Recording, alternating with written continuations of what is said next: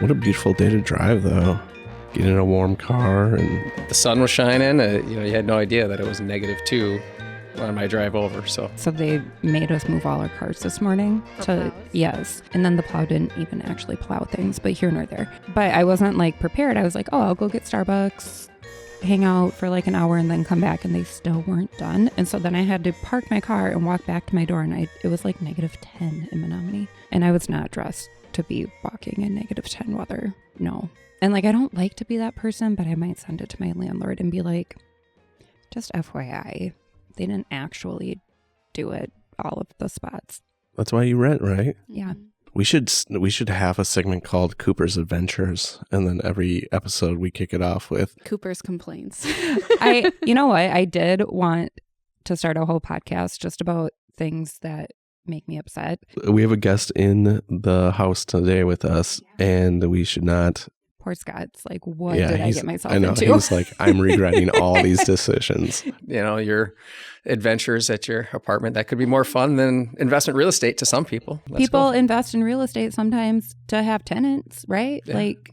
Yep. It all could tie together. There's a segue. See? There we go. Scott, do you want to introduce yourself and what your role is at Royal Credit Union? Absolutely. Scott Jones, commercial lender. I office out of the Hudson location, but cover a wider area than that into the Twin Cities and Western Wisconsin. And I've been with Royal for 15 years. What do you do as a commercial lender? Well, you were talking about landlords earlier. We work with a lot of landlords, investment real estate people. So commercial real estate can take on many different forms, but a major aspect for the commercial lenders here at Royal Credit Union is working with investment real estate professionals and helping them invest in various types of real estate. And real estate in the investment world can take on many forms. It can be that apartment that you talked about. It can be a retail center, industrial, all kinds of things. So what does your day-to-day look like?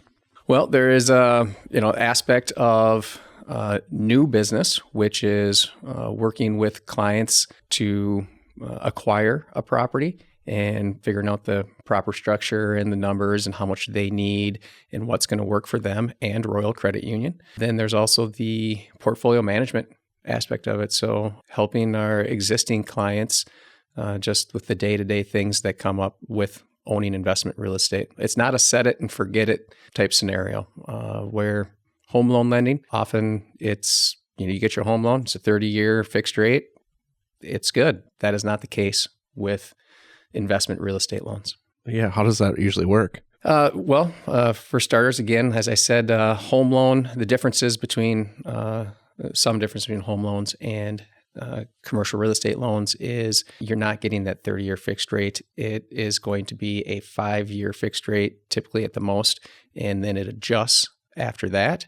Other differences that people forget about when, getting into investment real estate is, we're not just looking at you, we're also looking at the business. So whereas a home loan, you're just underwriting the person, the individual. But when you become a real estate investor, we have to look at that person as well as the business and the business plan and how is that property going to perform. Is it helpful? So you're looking, the big picture, right? Not just that individual one. So is it more helpful when you are maybe buying out somebody, in a business and then kind of bringing in where it's already established versus, starting something new, even if you have all the numbers and background and have worked on, hey, I know this could be successful. Is there a difference there that you guys like to see? Or most of the investment real estate transactions that we help our clients with, it is existing properties. It is not ground up construction typically. That is an aspect to it, but again, the majority is existing real estate that trades a lot in the market. It's, for real estate professionals, it's no different than the stock market to them. They're investing in something for a period of time and then they sell that and then they invest in something else. And so they're always moving around these properties and, we attempt to help these people in these transactions. I see how it can be a very long-term relationship that you can have with, the people that you work with if they're always trading and trying to get something new maybe, or building a portfolio? Yeah, most people that get into it just don't do one and done. It's addiction to a lot of people, and for most, it's a very healthy addiction because it's profitable. That is the goal, that they want to make cash flow off these properties and then also be able to sell them for an increased value when they are done with that property and want to move on to something else. So any advice to a investment real estate person looking to get into it would be, you start small and you grow into, the bigger properties and, bigger portfolios. Keep it simple at first. So what is starting small? Like, I'm brand new. I don't own anything. I know you can't tell me specifically, but like, what's an example of what I would start with? I'm like, Scott, I want to do this.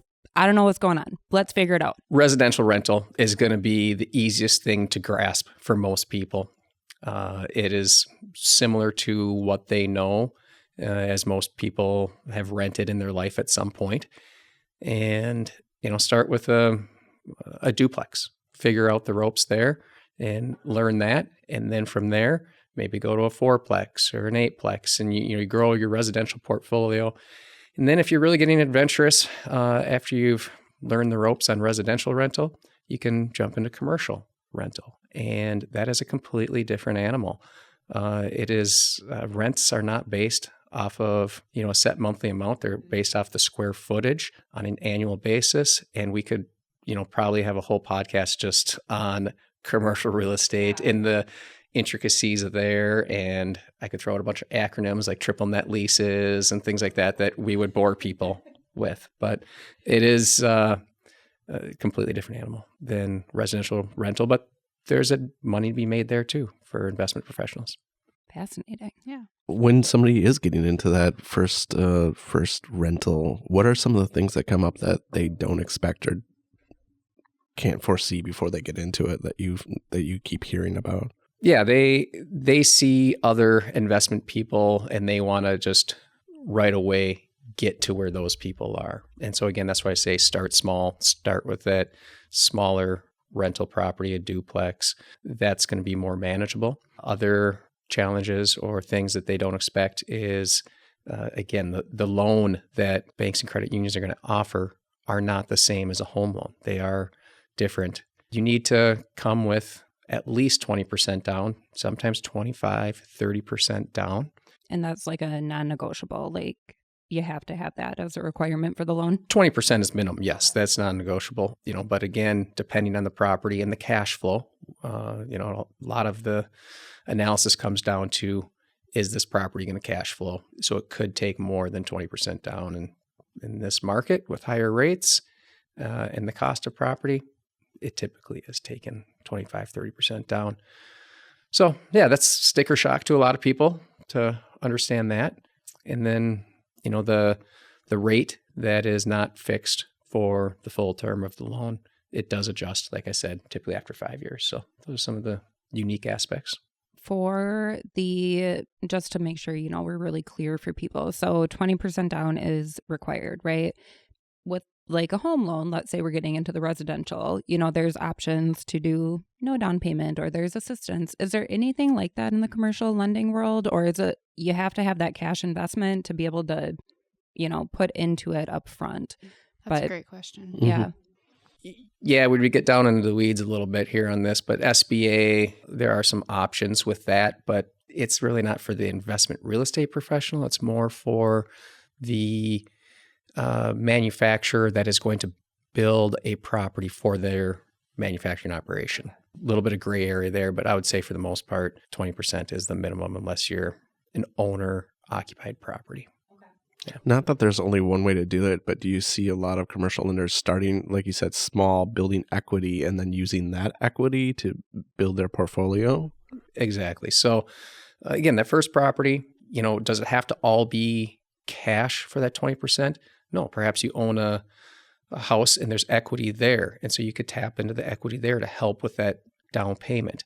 And then once you start building your portfolio, of course, the goal and typically what happens is the property values go up. And so then you can tap into the equity of your rental portfolio to help with future acquisitions. There are ways to get a deal done without all cash into it. Is that something in your role that, if I'm that new person and I'm coming in, or even if I, have a little bit of a portfolio, I'm like, okay, hey, I think that this is it. Like, I want this property. I want to try this new avenue.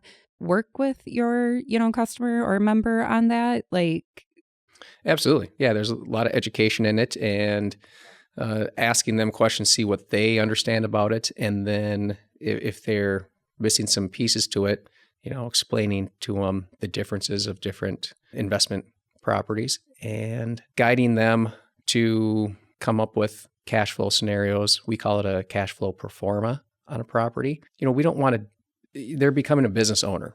We don't want to do the work for them. Being a business owner does take a lot of work and effort. And it's, a lot of people think it's just freedom from having a 8 to 5 job.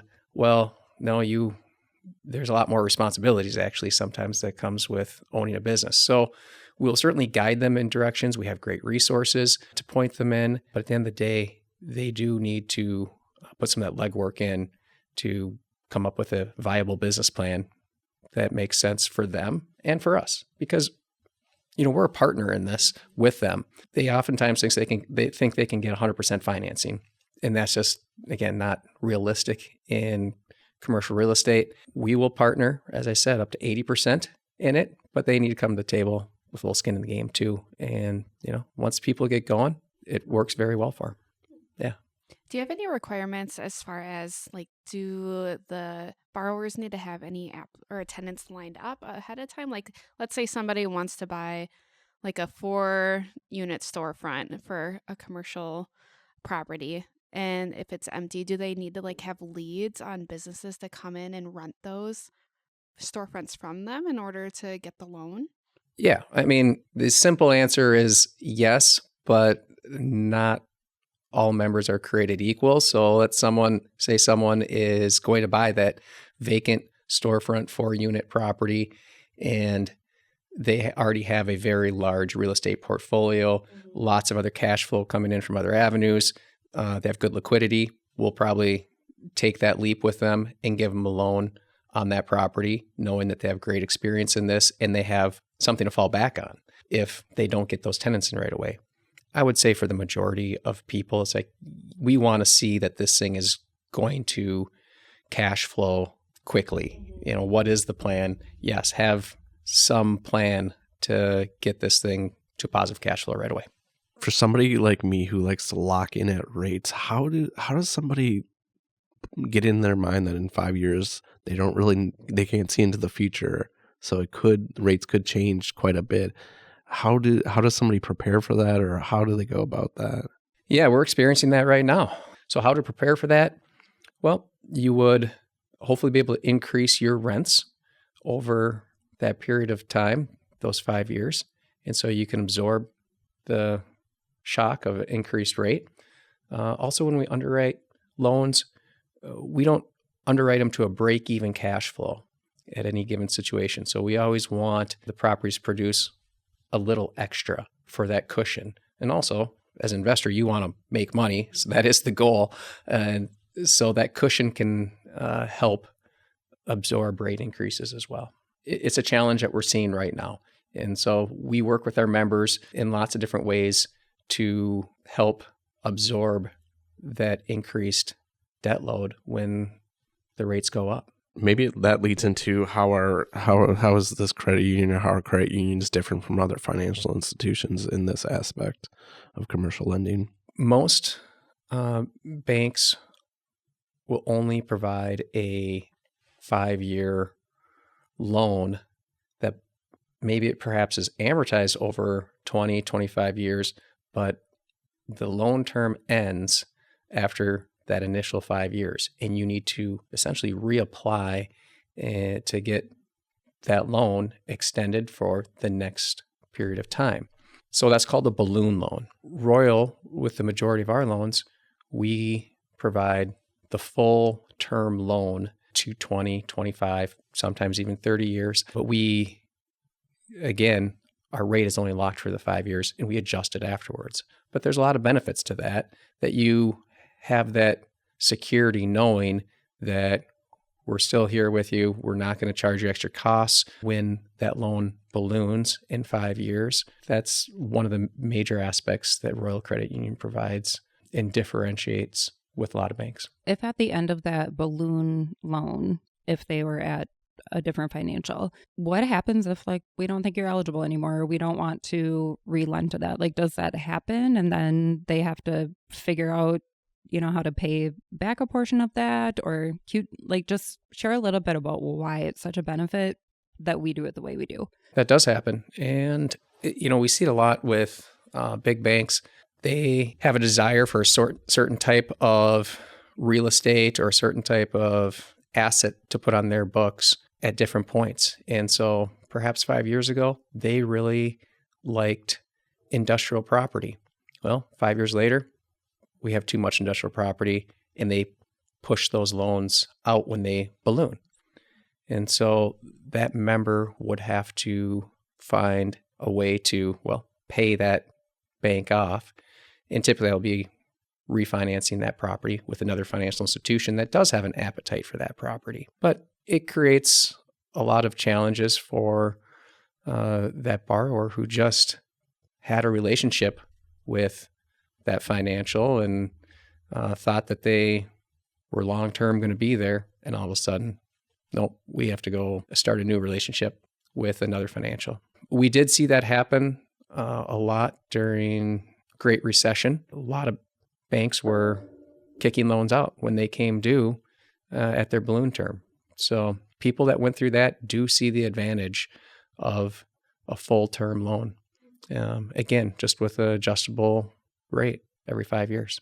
So is there a lot of opportunity right now, with rates are increasing, so that do you see a lot of people getting kicked out of their loans currently? We see people having to right-size loans. And what that means is pay a loan down by a certain amount so it once again cash flows at these higher rates. Again, there are many options when these current scenarios are happening. Loan rate changes and the rates are higher. How do you solve that? Again, you can pay the loan down.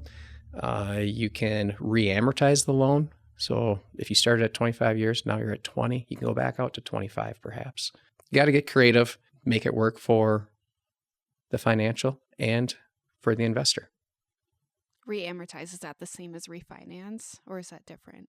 It's the same thing essentially, but you're just kicking the loan back out to the original amortization. So instead of staying on your trajectory, you would go back out to 25 years. Okay. Eventually, when they come back down, what is the option to refinance for these types of loans? Is it similar to mortgage refinancing? Is it a whole different ballgame? It is slightly different. There's typically prepayment penalties in commercial real estate.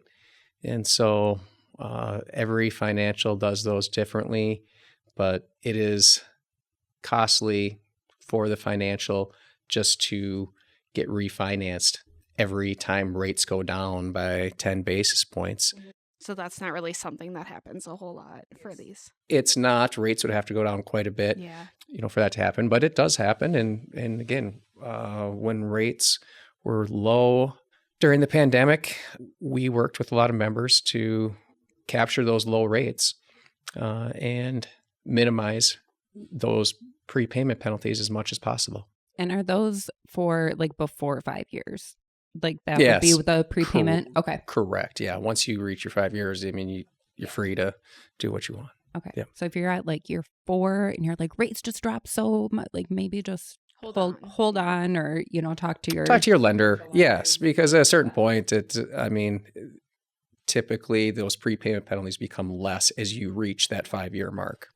All right. How about you? How did you get into commercial lending? Is it kind of the same process for a lot of commercial lenders? Speak to how I got into it. I went to college for a business finance degree, and I was flipping burgers at the local bar and grill in River Falls at that time. And I was thinking to myself, this is not really preparing me for a career in business finance. So, in small town River Falls, what would prepare you? Well, the local bank. From there, just continued within different departments in the banking world after college. And yeah, I mean, 20 some years later, here I am. But jumping right into commercial lending, that would not be a path for, I would say, anyone. I would say you could start in consumer lending. You can start in credit analyst roles. Those are good avenues to get into commercial lending. Commercial lending means different things to different people as well. So we've talked a lot about the commercial real estate lending aspect of it, but there's also lending to the operating businesses, the businesses out there that are making our widgets. And so that's a completely different animal as well. And then at Royal Credit Union, we have business bankers, which service our smaller businesses. And, there's a little gray area in between what our business bankers do and our commercial lenders do. But in general, our business bankers are handling loans $500,000 and less and working with operating businesses. Very cool. So you really do kind of do it all at Royal when it comes to that business aspect of things. Oh, yeah. We definitely have experts and products and services to serve all business needs. Absolutely. So are you yourself a real estate investor, or are you just you like to give the loans out to other people that want to do it? You don't have to answer that. But... No, that's a fair question. And I have had real estate investments. When you do this job long enough and you see the potential in real estate investment, it gets intriguing. And a number of years ago, I invested in commercial real estate, and I thought I knew a lot about commercial real estate from my lending career. You learn a lot more when you actually become the investor. I can say that for sure. And they work hard. These real estate professionals, it's not easy. They have a lot of time, effort, money into it. And, you're dealing with calls at all times of the day and night. They serve a great need and service in our communities that sometimes isn't realized. We just see the actual businesses and all these, storefronts, but there is a landlord behind those businesses oftentimes. So I don't know if you'll be able to speak to this, but something I keep hearing a bunch on just some of the financial podcasts I listen to are all about REITs or REITs. They're like a bucket of real estate portfolios that you can invest in, kind of like a stock, right? And the way they pose them, they're like, well, you don't have to do any of that actual, tenant stuff. You don't have to take care of that, but you get the benefit of being in commercial real estate. What, is there a benefit to either, sides of things? If you want to go that route, it's obviously, I would say, still quite different than actually owning the property. But is that something people ask about, or? Yeah, it comes up occasionally. And so a real estate investment trust, a REIT, is what you're referring to. And what a person is doing there when they invest in one of those is they're a passive investor. They don't have any responsibilities of managing that property. They're not going to get a phone call that, I have a leaky faucet. They're just putting their money into a pool of money that a lot of people have invested into. And then there's a managing team that invests in properties as they see fit and also manage those properties. Yeah, it is a way to get into real estate that is hands off. The downside to that is it's not very exciting. I mean, it's almost like investing in a stock. It's like, oh, here you go. And, the company's going to do what they need to with it. And there's lots of fees taken out of it. So of course, these management companies that manage the REIT and the property, they need to get paid. So they're taking their piece of the pie on that. We do see the lines blur there a little bit as real estate investing has become more sophisticated. And we see some of these REIT-like structures coming to Royal for financing. And we see the managing member of that REIT coming to us to finance properties. So it's becoming sophisticated. Yeah. Fascinating. Cool. How do you see commercial lending changing in the next 5 years? Well, as I alluded to there, it is becoming, more sophisticated, different structures to buy investment real estate, and a REIT is one of those. A syndication is another, which is very much like a REIT, just some, smaller aspect.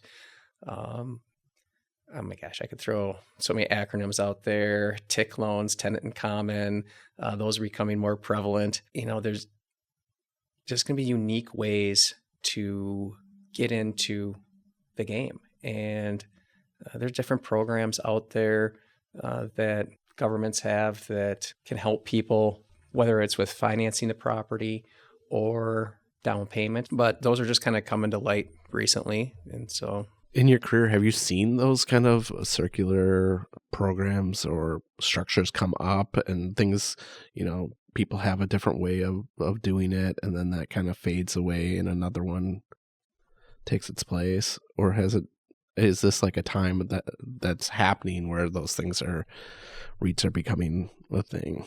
I think those are around to stay. These syndications and REITs, those are going to be here to stay. Other things that come and go are the various structures that financials will offer. In good times, let's be honest, the financials are going to be a little more looser with the money and, stretch structure and term, offer interest only periods to make things work, longer amortizations. And then when things look a little more gloomy, they're going to tighten that up and say, no, we're not going to offer that anymore. And so those always ebb and flow depending on market outlooks. Do you have this is just a fun question. Do you have a story from all your years in commercial lending where, someone came in, they said, I'm going to purchase this. This is the investment real estate property. But it was just a weird scenario to be using it for, where you're like, okay, I get that. It could work out, but you're like, I don't know. Do you have anything like that where you're just like, I am so happy it worked out, but you weren't expecting it, or it was just a really unique or strange idea? Or does that not really happen in your world? I think back early to my career, and this wasn't necessarily real estate, but one of the more interesting ones was small business. This gentleman had in his head that lobster vending machines were a good idea. And he saw this someplace, and he was going to start a lobster vending machine business. And I just could not wrap my head around this of how that worked. But if you can think of the little claw that goes up and grabs the stuffed animal that your kids play, it was the same concept for lobsters. Like live lobsters. Live lobsters. Okay, so it's like that lobster tank that used to be in the middle of Walmart, Yes. right? Or at Red Lobster. But with a claw machine. So was there a chance not to get a lobster? Yeah. Oh, Yeah, wow. What? You oftentimes would not get a lobster, but I think it was $5 per try or something like that. But if you won the lobster, then what do you do with the lobster? That was my thought. I'm like, well, that's dangerous having a lobster, roaming around this bar and grill. And what if someone doesn't take it out? It would, be rotting in this. I don't know. It was because it would come out a chute. It seemed very odd to me. It's definitely unique. Yep. That's you have to really kind of, I guess I don't really know the profitability of a lobster, but I would think for $5, you have to kind of hope that they miss a decent amount of time to make that a profitable solution, I guess. I don't know. I don't know if there was a problem that needed a solution there in the first place. Yeah. But yes. A profitable idea. Yeah, there's been lots of interesting business concepts that, I'm sure if you walked around, all of us commercial lenders, we could fill a book with interesting stories. But hats off to our business owners, real estate investors and all that. They take on a lot of risks, and they're true entrepreneurs. And really, they do a lot that most people don't realize how much effort it takes. And so, yeah, it's fun to see it work out. And I would say most of the time, the vast majority of the time, we're seeing the successes of these businesses. On the unconventional ideas, they're the ones that change the world. So if you have a lobster vending machine idea, it could be the next thing. You never know. You just need a plan to go along with it, Yeah. right? I have not seen them out and about. This was I have now not either. This was now 20 years ago, so maybe it's still bubbling up and it's gonna hit the market by storm. Hey, I don't think there's donut vending machines out there. There's like cupcake and cake and I mean everything There's now. probably a donut. Do you one think so? Somewhere in the world. Yeah. We need one. If not, we should get on that really quick. That can be Money Donut's first real estate adventure. Yes. In Hudson, we have a little meat market, and they have a meat vending machine outside their shop for when they're closed. So they have brats and beef sticks, and That's actually so smart. Can you imagine like the 4th of July and you're out of hot dogs, like being able to drive down there? Genius. Have you ever gotten meat out of that vending machine? I have not, but I know people that have. Yes. Royals Field of Membership covers Minnesota, Wisconsin. But if we have a member who maybe lives down in Florida or Texas for like 3 months out of the year and they want to purchase a commercial property down there, are we able to lend to them, or does the property have to be within Royals Field of Membership? Property has to be in Royals Field of Membership. Now we can lend to people that don't live in this region as long as the property is going to be in our region. Because if you think about it, our charter says you need to live, work, or do business in our region. So owning a rental property would qualify as doing business in this region.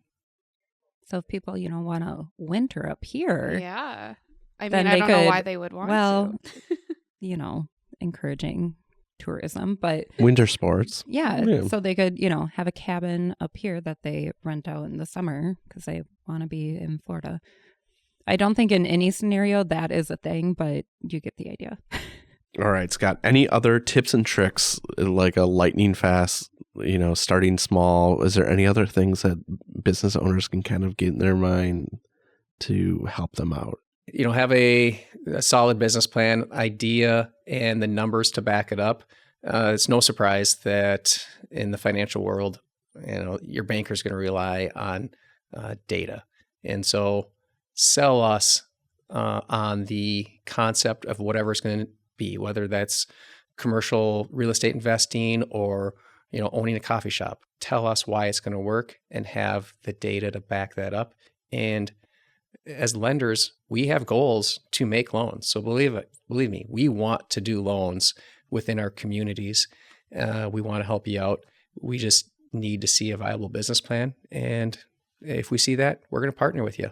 Are there any quick resources, website, somewhere that you would say, hey, if you're trying to figure out the business plan and trying to get that data to bring to me, this is where you could go and start? Like, where would you recommend them?